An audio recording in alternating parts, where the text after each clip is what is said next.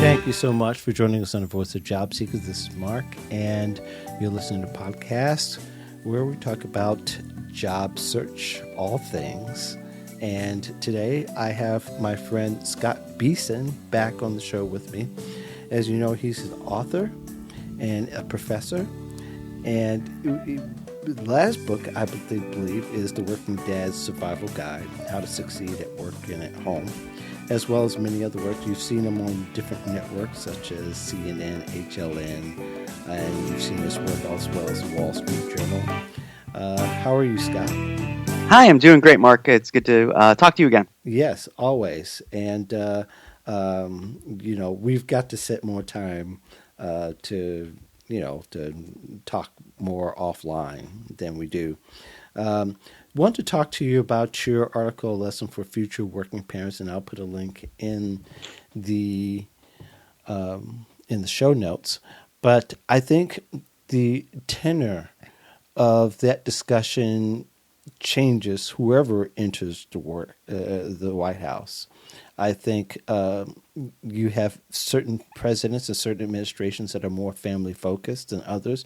And I think people become weary and fearful of whoever. There's a subset that become more confident and reassured. And so really there isn't a particular balance, but I want to get a take because you wrote the article before the change, but I think it's still relevant as to, the things that we perhaps should be more concerned about for those of us who are still working parents with smaller kids who have to still worry about insurance and the dynamics of work and how they're going to advance in the years to come, in the short years to come. Yes, there's a lot in your question. So I know, and I didn't mean to pack it like that, but okay. So but I think that's the first reality off, the lesson for future working parents, I guess I'll start there, and then we can kind of expand to the kind of our political times here. So, a lesson for future working parents was a blog post, an article I wrote that really is actually an excerpt from the Working Dad Survival Guide. And what it talks about is that a lot of us choose our careers or start thinking about careers while we're like in college or when we're young, when we are not parents, when we are not married. And so a lot of our choices for careers, a lot of us make choices in our careers that don't account for the fact that probably later in our lives, we are going to get married and have children and be in the position of a working parent who needs to balance career aspirations with taking care of family and being the kind of parent that they want to be. And so this was just advice for younger job seekers and for college graduates to have them, think about not just what makes sense for my career for now, but can I think a little bit ahead, 10 years from now, what might my life look like? And how do my career choices now maybe fit with what my life will look like in 10 years? So that was really the advice there. And I've generally observed that, and again, I don't want to get too generalized, but a lot of my female college graduates, again, I teach at the business school at Fairleigh Dickinson University in New Jersey.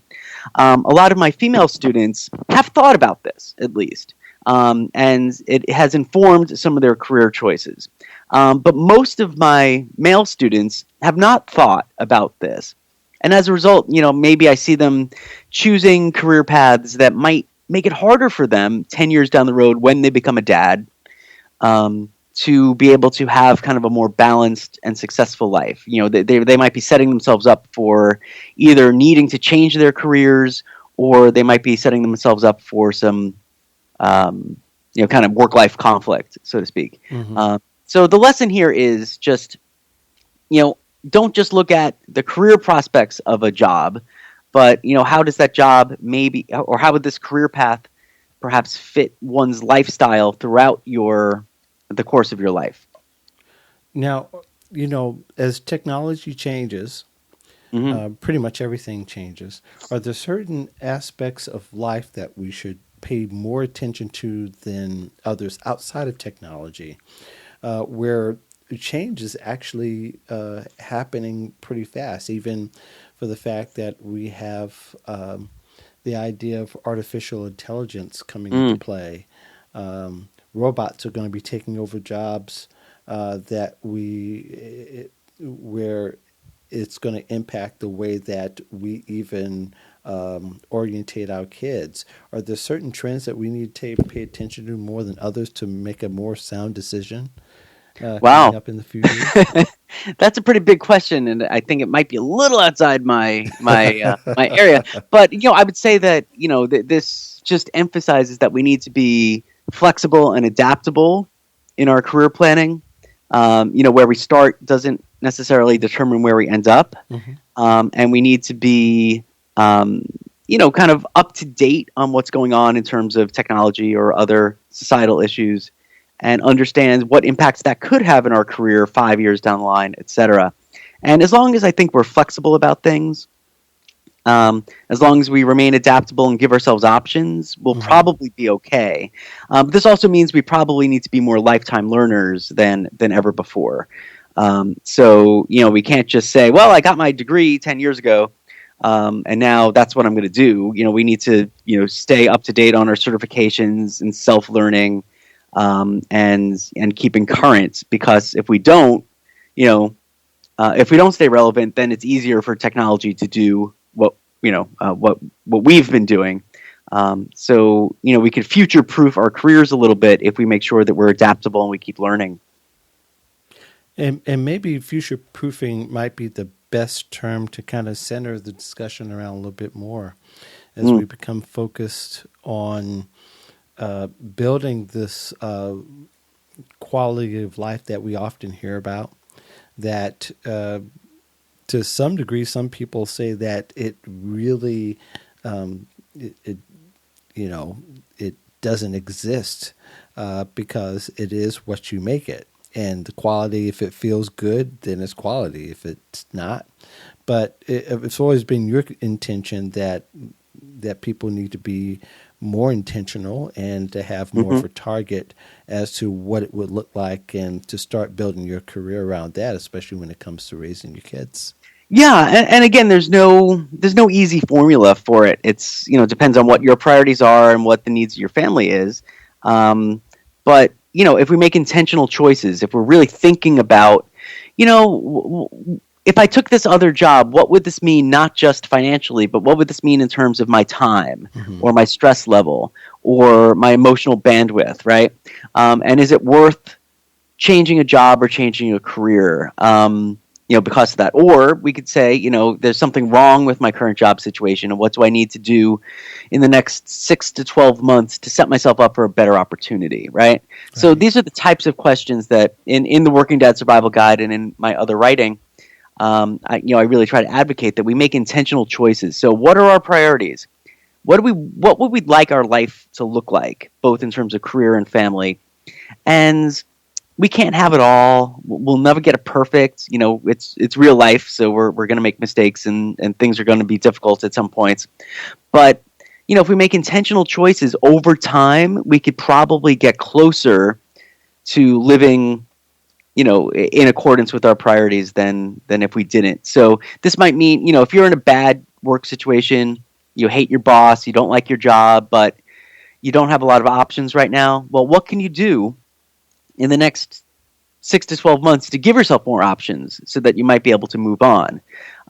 Right. So these are the types of questions that, I challenge my readers and people that I work with. Because I do coaching and consulting, and I talk to companies as well on these issues. And actually, one of the things I say that I've observed that makes me pretty optimistic is I've been doing consulting and speaking at kind of high intensive work cultures. Companies in tech and in finance and in law, and they're really interested in this because I think even management and leadership is figuring out that burning out employees leads to turnover. So they're trying to become more accommodating.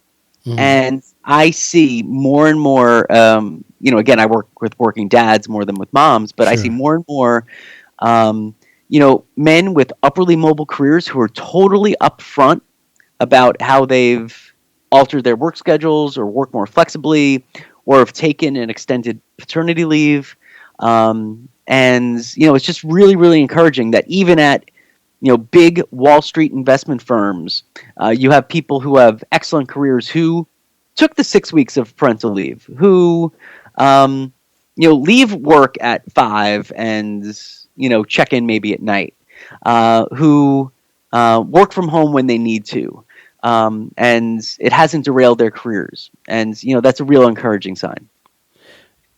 I think women are, especially the younger women, and Lord knows I was trying to avoid the word millennial, but but I guess a lot of your students are now just mostly Generation Z, the ones that are under 21 or under 25, we could say.